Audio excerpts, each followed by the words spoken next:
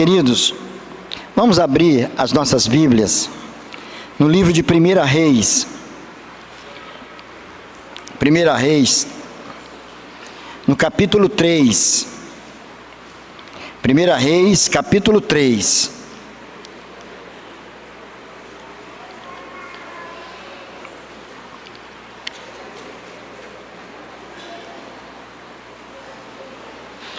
A partir do verso de número 16.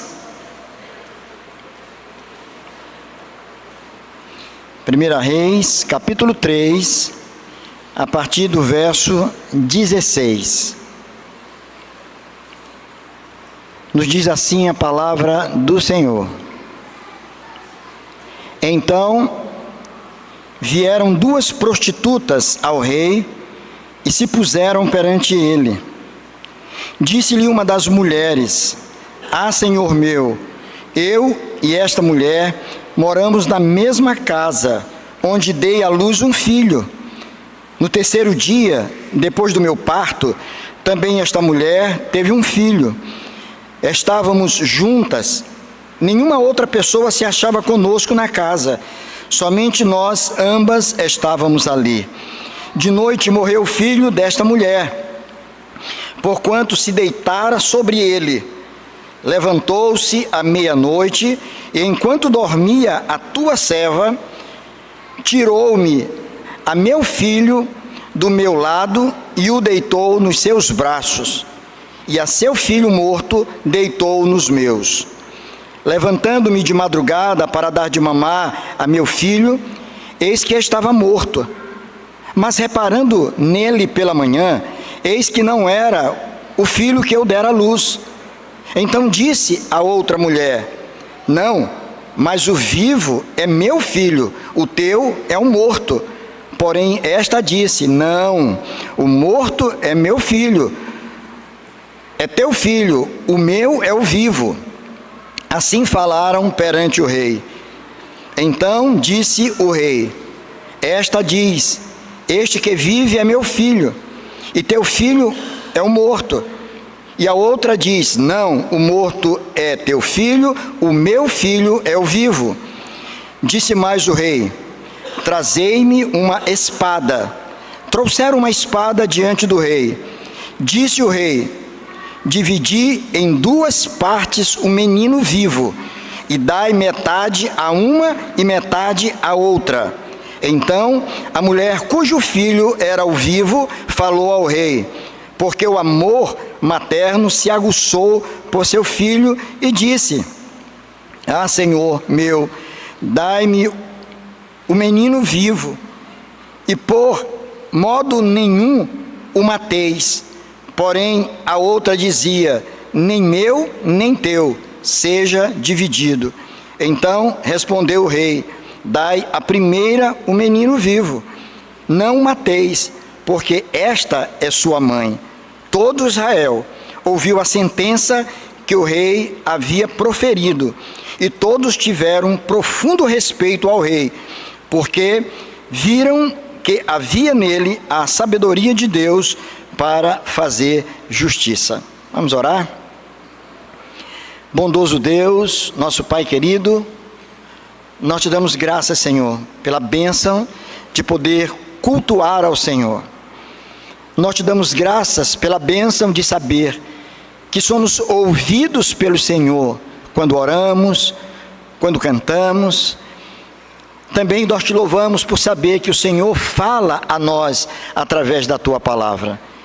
E é por isso que agora, neste momento, nos dirigimos ao Senhor e pedimos a ti, Senhor, que use de misericórdia para conosco e fale aos nossos corações, abra a nossa mente para compreender a palavra e abra os nossos corações para receber a palavra, como de fato ela é, a palavra viva do Deus vivo. Oramos no nome amado de Jesus. Amém. Queridos, para que a gente possa ter uma compreensão verdadeira deste texto, a gente precisa saber o que aconteceu antes. E o que aconteceu antes do que nós lemos aqui? Salomão assume o trono de Israel. Salomão, como todos sabem, era filho do rei Davi, um importante rei. Dos mais amados reis de Israel foi Davi. Durante o seu reinado, houve um crescimento muito grande no que diz respeito à extensão territorial de Israel. Ele era um rei guerreiro, ele era um batalhador, ele era um lutador, ele se destacou como um grande vencedor nas suas batalhas. Mas agora o seu filho Salomão assume o trono de Israel. E a gente vê aqui, porque está escrito, que Deus deu a ele um coração humilde, ao ponto de ele reconhecer que verdadeiramente ele não estava preparado para aquilo. E a Bíblia diz que em um sonho o Senhor aparece a ele. Essa era a forma que o Senhor se manifestava a seu povo naqueles dias. Não havia ainda, o cânon sagrado não estava fechado ainda.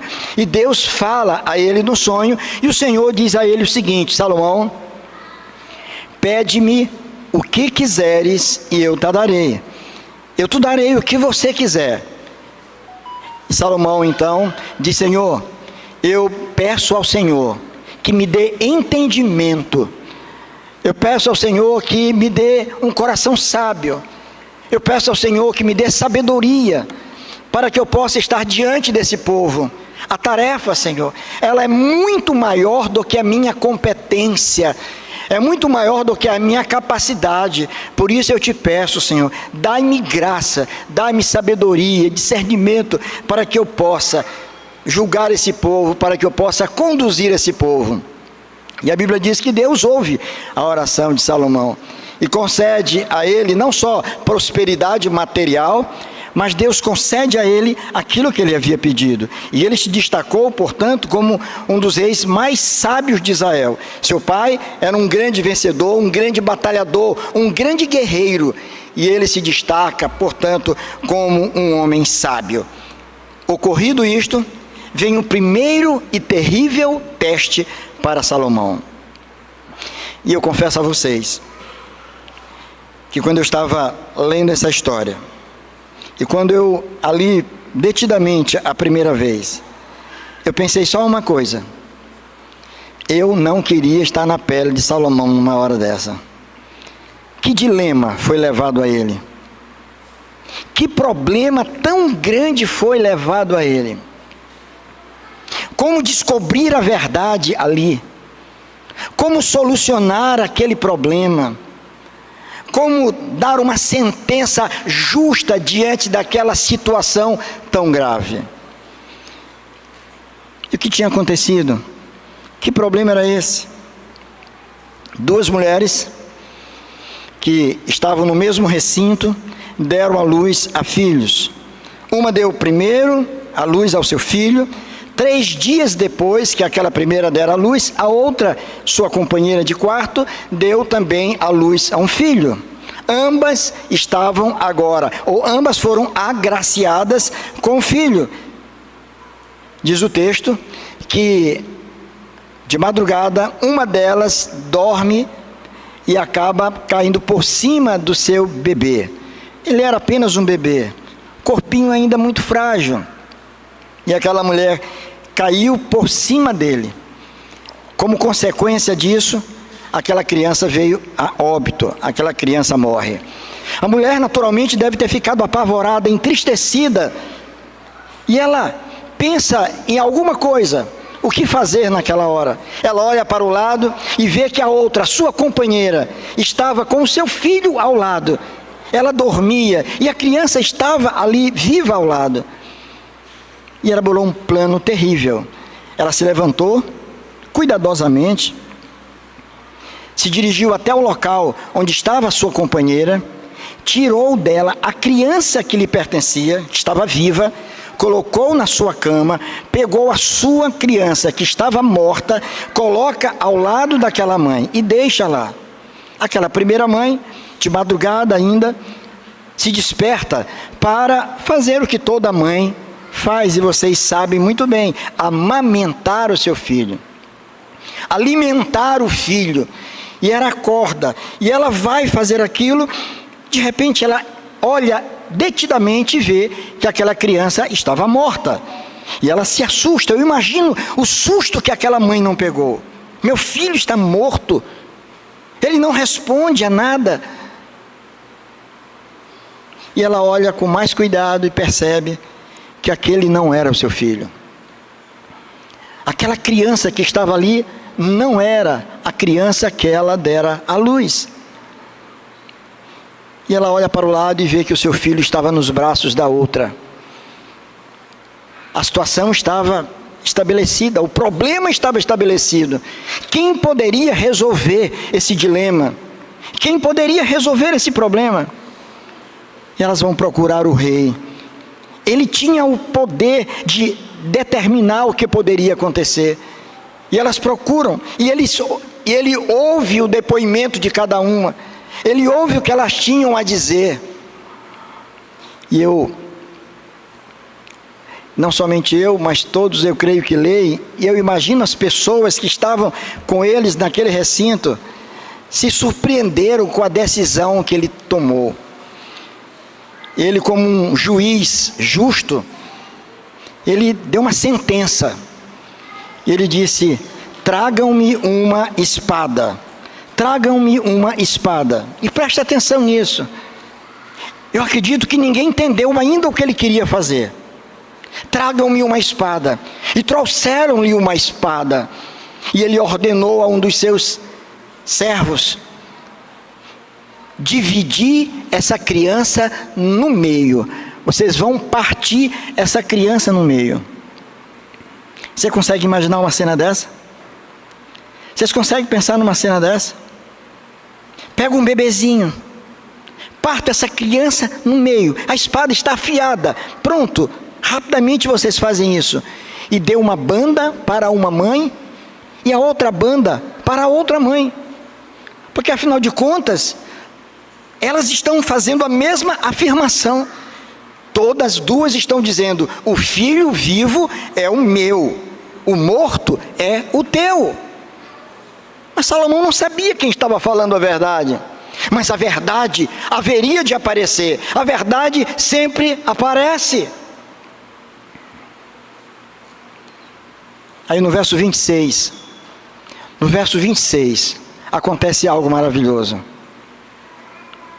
E diz assim: então, a mulher, cujo filho era vivo, falou ao rei, porque o amor materno se aguçou por seu filho. O amor materno se aguçou dentro do seu peito pelo filho.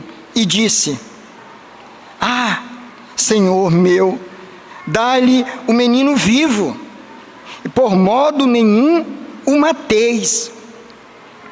Porém a outra dizia: nem meu, nem teu seja dividido.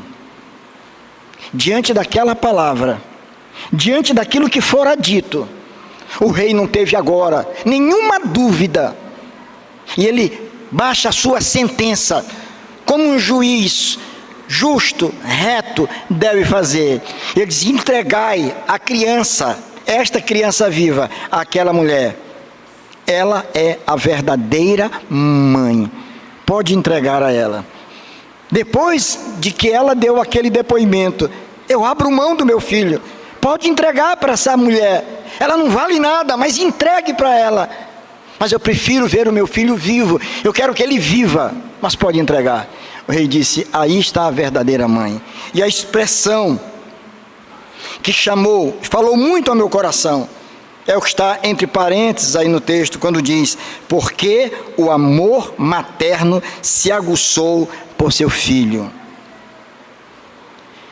Minhas queridas, meus queridos, atitudes grandiosas como a desta mulher acontecem quando o amor de uma mãe é aguçado. Quando o amor de uma mãe é aguçado no seu peito, sem dúvida alguma, coisas maravilhosas, extraordinárias acontecem. O que significa aguçar? Aguçar, dentre tanta coisa que poderia se dizer, de forma muito simples, aguçar é despertar. Aguçar é intensificar algo que já existe.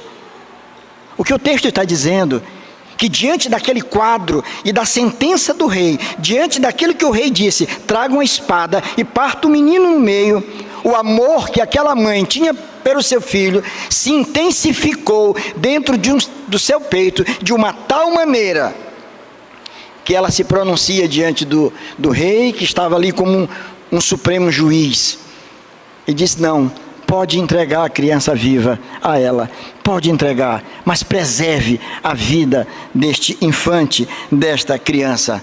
Ali estava um grande dilema. Atitudes grandiosas, sem dúvida, acontecem quando o amor de uma mãe é aguçado. O que pode acontecer? O que acontece no coração de uma mãe quando esse amor é aguçado? A primeira delas, ela percebe e se incomoda com a possibilidade da perda do seu filho. Ela percebe e se incomoda o grande perigo de perder para sempre o seu filho. Aquela mulher, quando desperta para dar de mamar para o seu bebê, ela olha e vê que ele estava morto. E em seguida ela percebe que aquela criança morta não era de fato o seu filho. Ela não havia perdido propriamente para a morte, literalmente falando, o seu filho. Ela tinha perdido o seu filho para uma outra pessoa que ali estava e que tirou dela aquilo que de mais precioso ela tinha naquele momento. Ela percebeu: este não é o meu filho. Ela olhou para ele: esse não é aquele que eu dei à luz, não é o meu bebê. Toda mãe conhece literalmente o seu filho.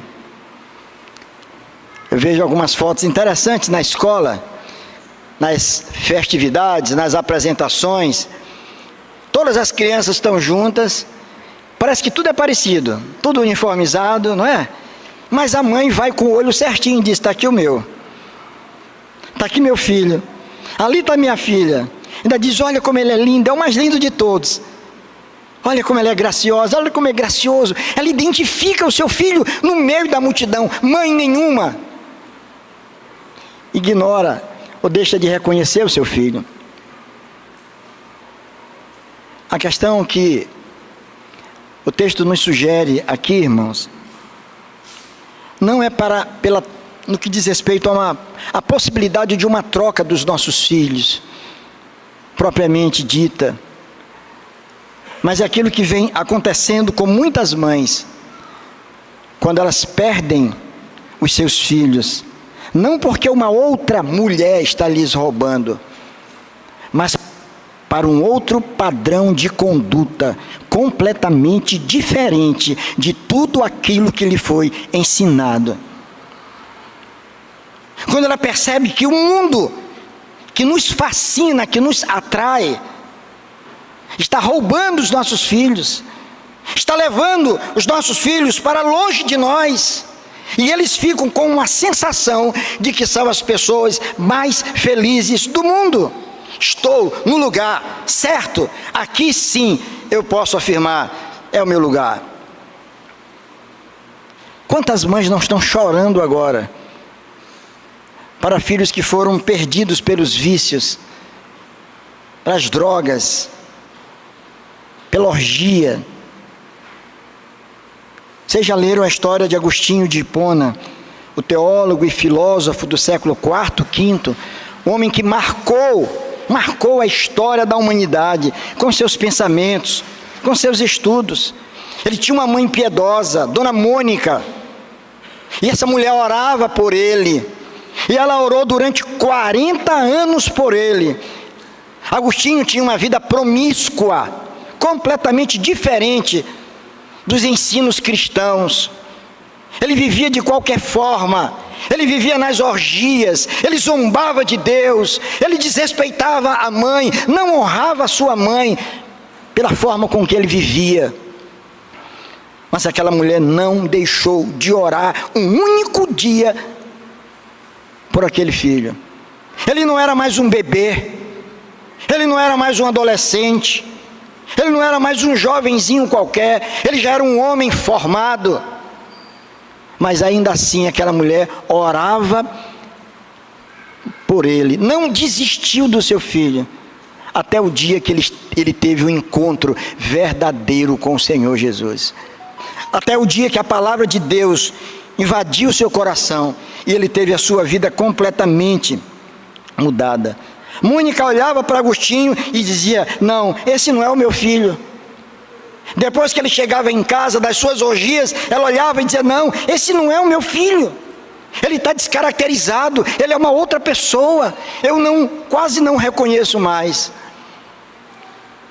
Mas Deus mudou, o Senhor transformou aquela vida. Quantos de nós, irmãos, não corremos o risco de perder os nossos filhos? Não os filhos bebês, não os filhos, muitas vezes crianças que correm de um lado para outro, mas muitas vezes perdemos os nossos filhos para uma cultura que despreza a Deus, para um mundo que ofende a Deus. E nós estamos vendo isso acontecer todos os dias. Aquela mulher, ela identificou aquele amor que ela tinha, era algo tão grande que se agitou dentro dela. Ela disse: esse não é o meu filho. Ela percebeu, ela se incomodou com aquilo. Eu quero dizer uma coisa para você, mamãe, preste bem atenção. Olhe para a criança que você tem, olhe para o filho que você tem. Não interessa a idade, ele já pode ser adulto, e quanto mais adulto, ainda é pior, que já se acha dono do seu próprio nariz.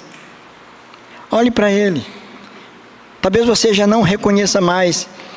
Você pega aquela foto de quando ele era criancinha, com aquele sorriso lindo, aí você olha para agora e diz: não pode ser a mesma pessoa, não pode ser a mesma pessoa. Perceba, identifique, mas não desista nunca dos seus filhos.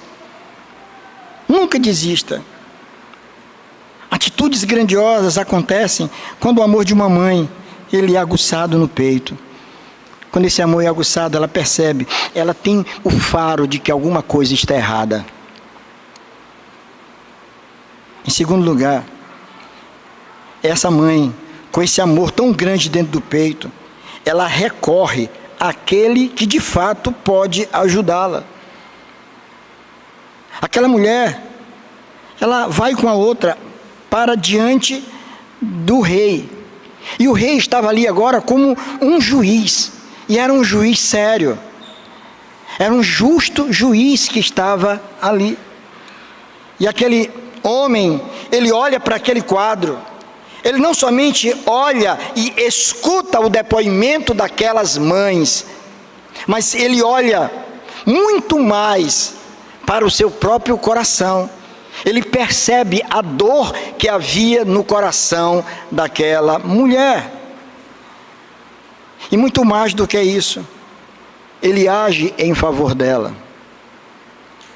É preciso entender que este homem que está aqui agora, diante daquelas duas mulheres, apontam para um Senhor que está diante de nós, para aquele que julga as nossas causas, para aquele que olha para o nosso sofrimento, para aquele que percebe a nossa dor, para aquele que sabe que nós estamos vivendo uma batalha muito grande.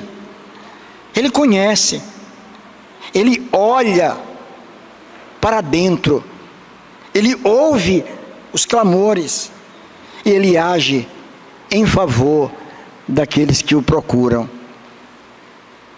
Aquela mulher estava ali diante do rei, E ela se coloca diante dele. E ela o respeita. Ela respeita. Ela não questiona a sua decisão. Quando ele disse trazer a espada e cortar o menino no meio, ela podia ter dado um grito bem ali e ter dito: não, isso é injusto, eu não aceito isso. Não, ela não podia mudar a decisão do rei.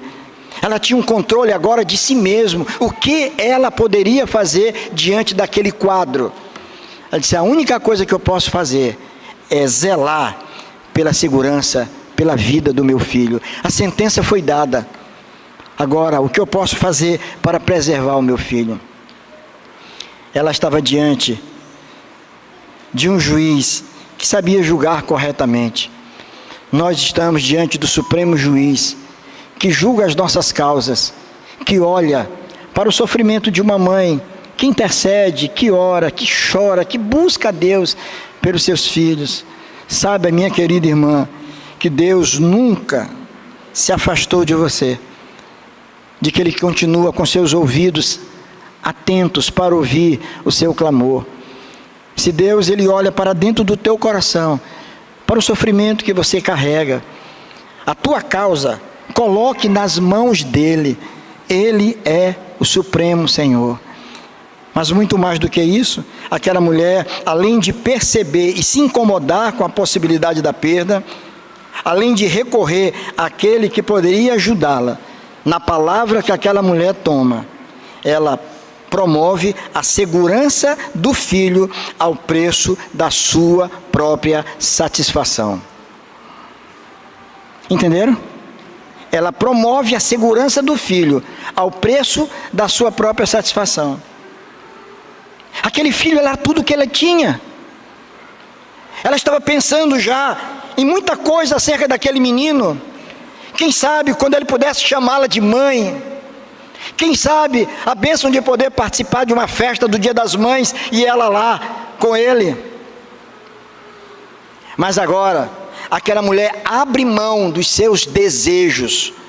Ela abre mão daquilo que era direito dela para salvar o seu filho. Ela abriu mão disso. Disse: não tem problema, eu abro mão. Abro mão dos meus sonhos, dos meus desejos, da minha vontade. O que é mais importante para mim agora, muito mais do que os meus sonhos e do que os meus desejos, os meus caprichos, o mais importante é a segurança do meu filho. E é isso, minhas queridas, que eu creio que vocês fazem. A cada dia, abrindo mão de direitos que você tem, de ir a um shopping de repente, comprar aquela bolsa tão desejada, fazer aquela viagem já que está nos seus planos, para atender muitas vezes aos filhos, mães que abrem mão de tanta coisa para ver os seus filhos bem. Esse é o sentimento que há no peito de uma mãe, no coração de uma mãe. Ela está disposta a abrir mão de qualquer coisa.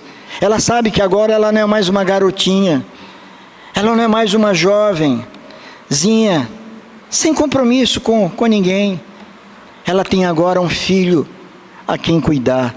Ela tem um filho a quem ela deve ser exemplo de vida. E por causa desse exemplo de vida, que muitas vezes a mãe e o próprio pai se privam de muita coisa. A exemplo daqueles, um exemplo que eu já dei aqui, de um pai, e agora a gente pode colocar a mãe, que chegou para o seu filhinho, chegou para a sua filha, muito zangada com as coisas que ela estava fazendo, que ela não aprovava, e a mãe olha para aquela filha, para aquele filho e diz: olha aqui, olha, vou te dizer uma coisa, presta muita atenção no que tu está fazendo. Eu estou recebendo queixas tuas da escola e tal, presta atenção no que tu está fazendo, veja bem por onde tu anda, olha por onde tu anda. Aí o filho olha para a mãe e diz assim: mamãe, quem tem que ver por onde anda é a senhora, porque eu simplesmente sigo os teus passos, eu simplesmente sigo os teus passos. Por isso que nós precisamos, queridos, zelar pelos nossos filhos, mamãe, Não basta trazê-los, mandá-los para a igreja. Traga-os. Coloque ao seu lado. Ensine a eles os valores de Deus. A respeitar, a honrar o Senhor. Leia a Bíblia com ele. Deixa ele ver a sua conduta. É olhando a tua conduta, o teu comportamento, é que ele vai pautar a vida dele. Porque um dia você vai partir. Como todos nós vamos partir um dia. Mas ele vai ficar. E o maior legado que você pode deixar para os teus filhos não são bens materiais, mas é o temor do Senhor. É deixar uma criança que aprendeu a amar a Deus e a honrar os seus pais. Honrar os seus pais. Aquela mulher, ela abriu mão do seu filho naquele momento. Ela não deixou de amá-lo, em momento algum. Mas ela disse, não, eu não vou perder o meu filho para a morte. Eu não vou deixar meu filho entregue à espada. Eu vou salvar o meu filho. Eu abro mão de tê-lo comigo. Eu abro mão da minha felicidade, da alegria de tê-lo comigo, para que ele permaneça vivo.